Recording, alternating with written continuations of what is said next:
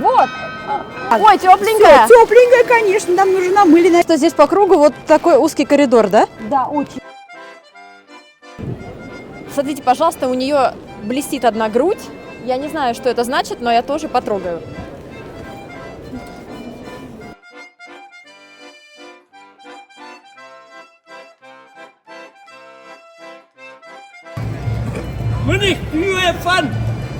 München, habt ihr Spaß? Всем привет! С вами я, Ирина Крикуненко, и сегодня мы с вами в столице Баварии, городе Мюнхен. И сейчас самое уникальное, самое волшебное время перед Рождеством. Время, когда сбываются все желания. Давайте посмотрим этот уникальный город. Мы узнаем, чем же знаменит этот уникальный город и почему он является столицей Баварии. Самое красивое время в городе Мюнхене в предвкушении праздника, в предвкушении рождественских каникул, рождественской недели. Вы знаете, уже 24 ноября откроют самый большой рождественский рынок Мюнхена. Вот именно здесь, на этой площади Мариенплац. И посмотрите, познакомьтесь с Мюнхеном.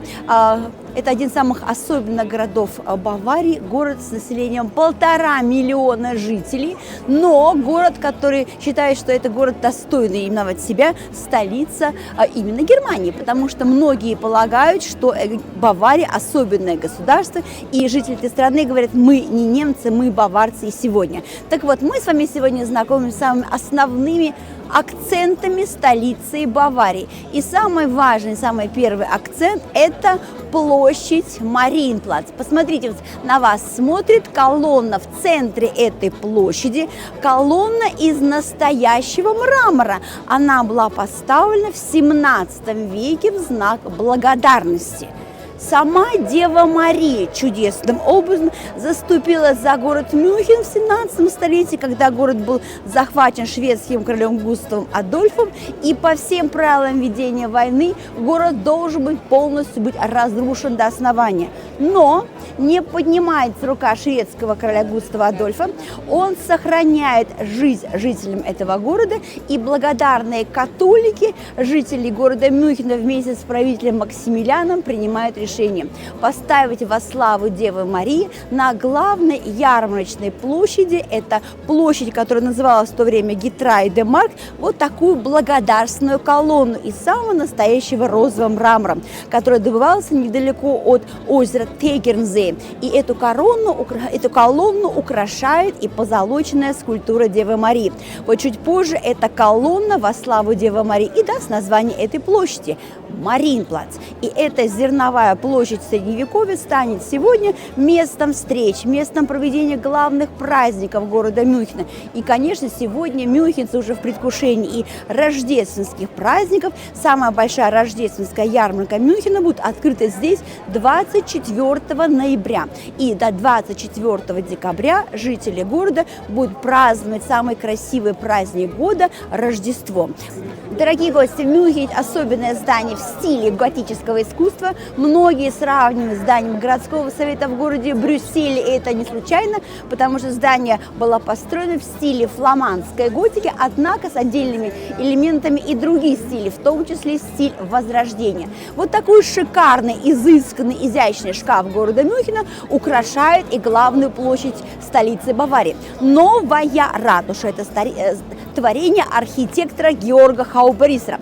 И вот здание, длина которого 130 метров, украшен, это фасад, западный фасад, лицо готического сооружения, и скульптуры правителей баварского государства украшают фасад этого такого изысканного сооружения.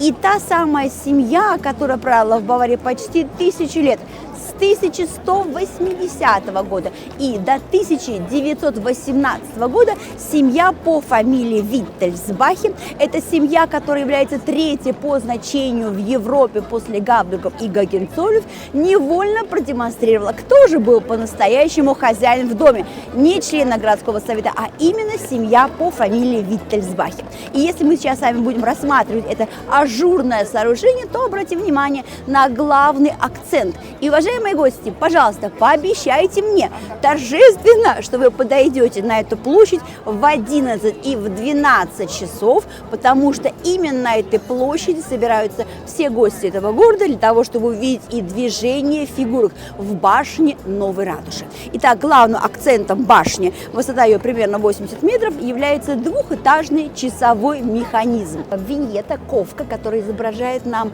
одного из самых главных героев или жителей этого города, так называемый символ города Мюнхена – мюнхенский малыш, мюнхенское дитя. На немецком языке звучит Мюнхена Киндл.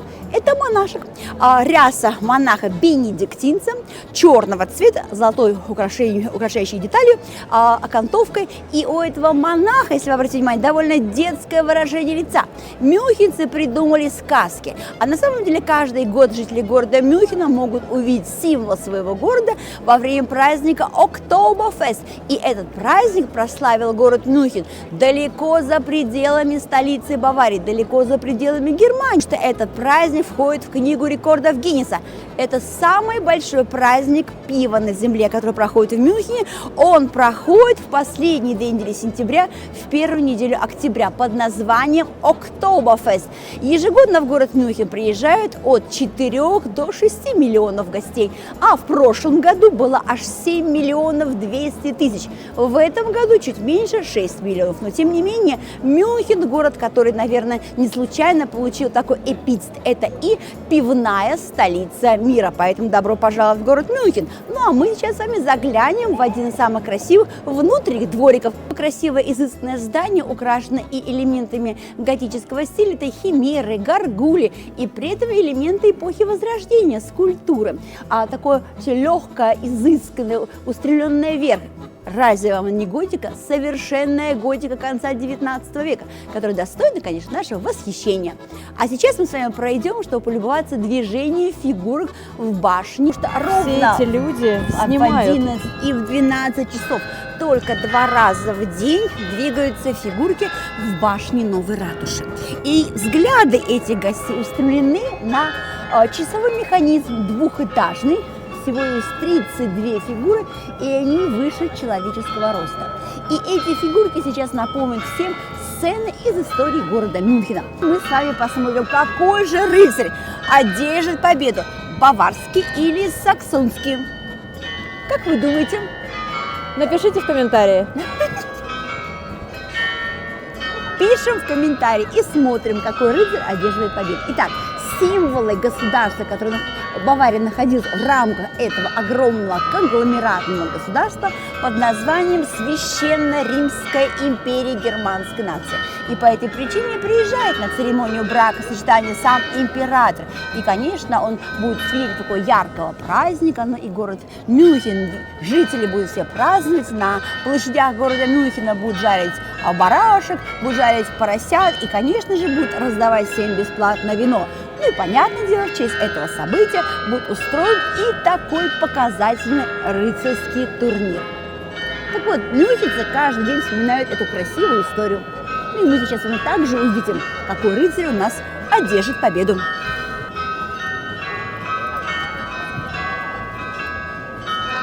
Вот.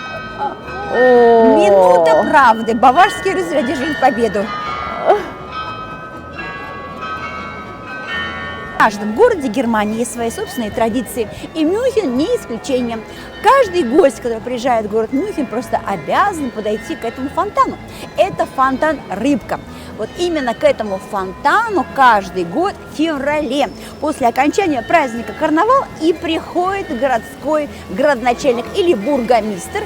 И именно здесь, вот в этом фонтане, он моет пустой кошелек городской казны. К нему сразу присоединяются члены городского совета и тоже вместе дружно начинают мыть свои кошельки.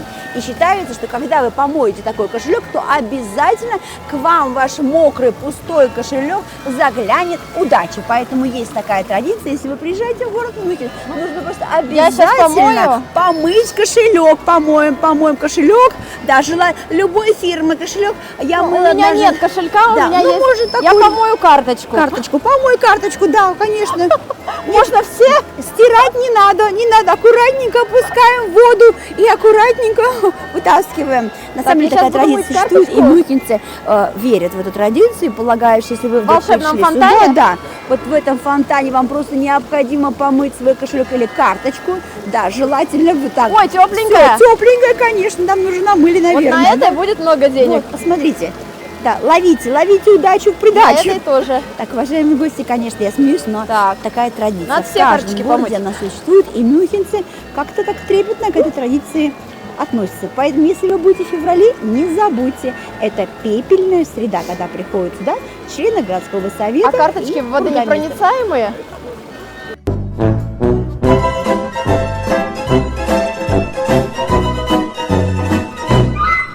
Если вы приехали в город Мюнхен, не упустите возможность подняться на обзорную площадку колокольни церкви Старого Петра. 300 ступенек всего лишь навсего, зато максимум вашего удовольствия. И вы сможете полюбоваться самой красивой панорамной картинкой на средневековый город Мюнхен. Как мы правило, пойдем? Да, мы... 300 ступенек, куда идем? Ну как? В следующий раз пойдем. Так, ну что, нам предстоит подняться на 14 этажей, зато мой гид Анна Да, вот не она была здесь ни еще разу. Живет сколько лет? много, но ни разу не подняла. Даже не признается, сколько лет живет. Да, не признаюсь. Ладно. А потом вы учите Ну, с мой... Богом. Ну, и с Богом, да. А потом вы учите мой возраст. Не надо. Проверяем физическую форму. Нормально. Ну вот, первый уже освоили. меня- Деревянные начались. Всего 300 ступенек. В Я не знаю, принципе, если кто-то считал? кто-то считал. Ну, Ира. О, второй. Тут каждый этаж произведение искусства. Смотрите. Эпохи Средневековья. Эпохи Причем средневековья. раннего. Точно. Мы преодолели половину пути, 7-й. Есть надежда, что мы будем единственными посетителями на этой крыше. Мы совсем близко, уже 12-й этаж. Фух, все, мы пришли на крышу. Вот, смотри, и не надо никуда ездить. Вышел, посмотрел сверху. А, кстати, потрясающая картинка на старом. Что здесь по кругу вот такой узкий коридор, да? Да, очень узкий. И Но все. Мы поднялись, Ира. Мы любуемся видом на Мюнхен. Посмотрите, он большой.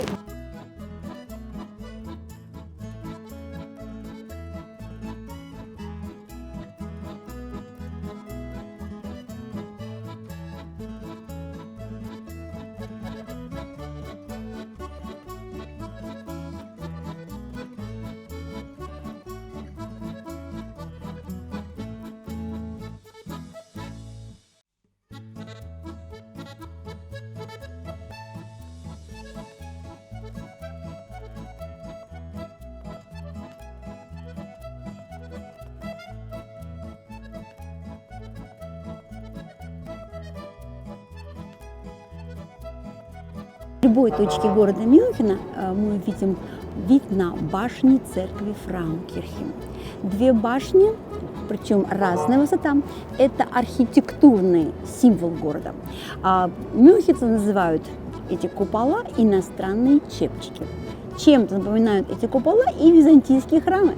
Тот самый редкий случай, когда готические храмы получили такое завершение эпохи Возрождения. Это самая большая, самая важная церковь Мюнхена, посвященная Деве Марии, была построена за короткие 20 лет. И сегодня в этом храме проводит службу верховный архиепископ города Фрайзинг, или главное духовное лицо архиепископа Фрайзинского. И это самая большая церковь, в которой проходят сегодня и главные религиозные праздники. Это Рождество и Пасха. Вот ажурная башня новой ратуши изысканная, устремленная вверх, самый яркий элемент эпохи готического стиля. И украшает шпиль башни тот самый символ города Мюнхена, так называемый мюнхенский малыш, мюнхенское дитя. Вам сейчас так холодно здесь. Нет, прекрасно. Такое непринужденное наше с вами знакомство с Мюнхеном. Да, вот такой вот узенький коридорчик будет здесь. Но красиво. Всем подниматься. Да, рекомендую не пожалеть 5 евро, как это жалела гид Анна, а подняться и полюбоваться. Так, посвященный Святому Петру. Вот именно здесь такая традиция существует, когда умирает Папа Римский, то снимают шапочку, называемую тиару, с деревянной скульптуры мастера Эрасмуса Граса, и хранят эту шапочку или тиару в ризнице.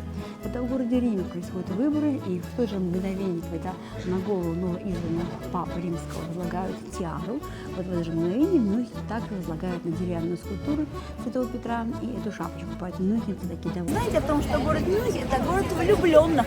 И если вы приехали в этот город, обязательно подойдите к этой скульптуре. Юлия – это подарок города Патриотивного Веру. Смотрите, пожалуйста, у нее блестит одна грудь. Я не знаю, что это значит, но я тоже потрогаю.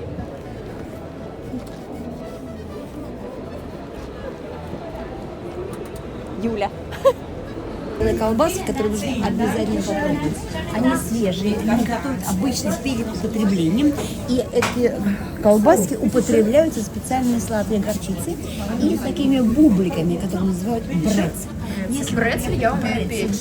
Да, брецель, знаете, такое любимое мюнхенцами. Окей, Фирмаха есть ein видео zuerst. Знаменитые мюнхенские колбаски выглядят именно так. Вот такие бледные, потому что их готовят перед тем, как продавать. Да, Они это свежие. Да, свежие. Это их варят обычно. Не жарят, а варят. У них короткий срок годности, наверное. Да, да, или это половина свинина, половина точно, может быть, телятина.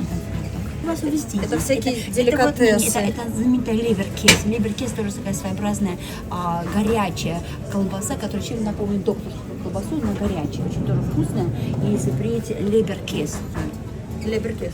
Да, это хлеб леберкес. Это печеночный хлеб или как будто Леберкес, бы да. вареная колбаса Да. горячая на Она докторскую очень похожа. вкусная, такая сочная и не тяжелая.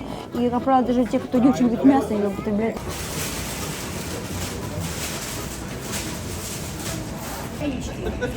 Вот так пьют апероль в Мюнхене. Better with апероль. Да. Это чтобы не мелочиться. Это только здесь такое, да? Только здесь. Только вот в этом кафе. Вы можете испить апероль в таком формате. Ага, вот здесь мы были. Куда мы поднимались? 300 ступеней на уровне 14 этажа. Да, вот прямо отсюда мы снимали видео панораму. Видите, как вообще атмосфера Рождества уже. Шары повесили, на деревья уже.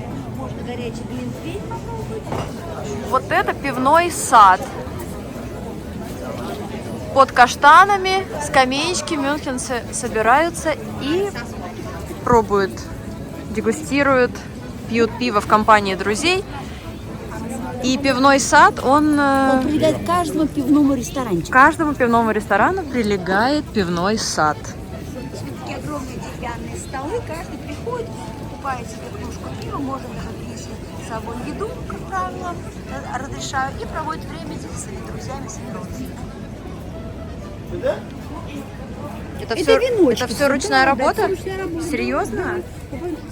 Соответствующие. Как правило, каждый украшает таким веночком свою квартиру или входную дверь.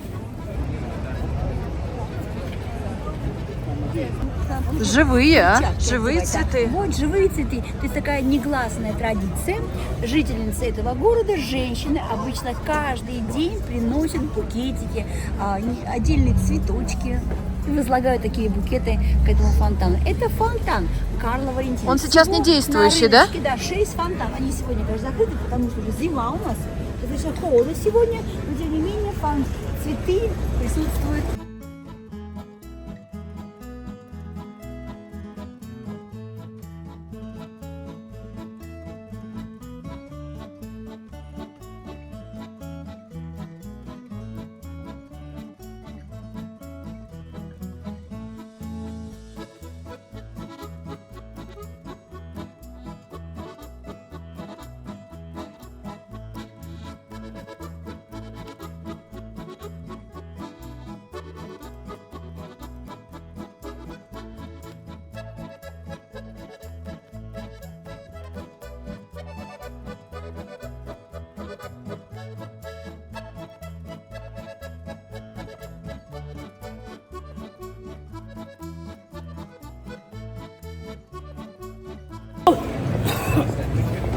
three tricks.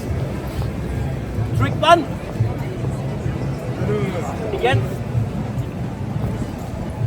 Look straight. And trick two. Livian.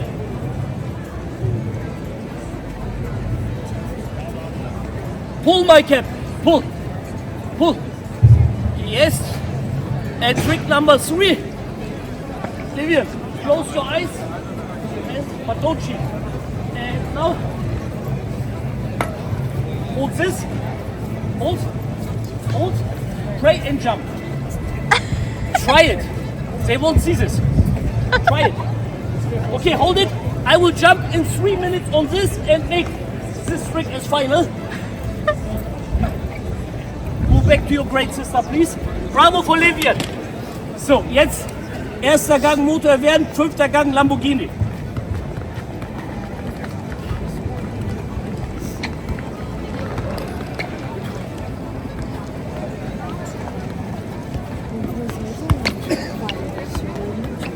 Delicious.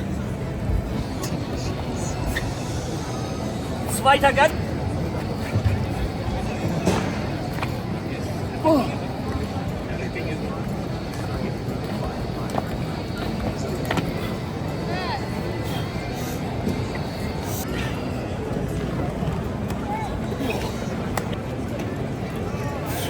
Applaus für Dominik. Now. Kannst du mir den Ball zuwerfen, bitte?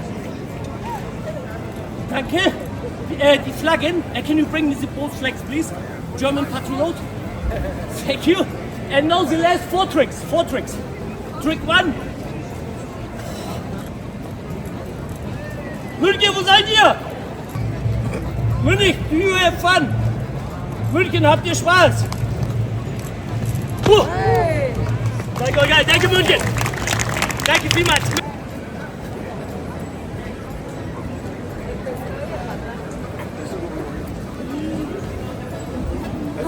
That's what we want.